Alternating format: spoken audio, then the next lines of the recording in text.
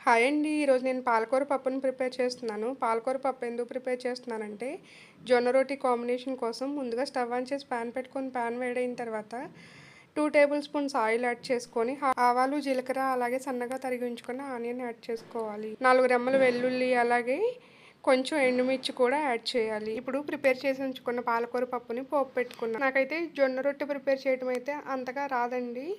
కానీ నాకు ఒక థాట్ వచ్చింది. ఏంటంటే జొన్న పిండి పట్టించి ఉంటుంది కదా, దాన్ని ఒక 5 అవర్స్ బిఫోరే వాటర్ వేసి నానబెట్టేసి ఉంచుకోవాలి పల్చగా.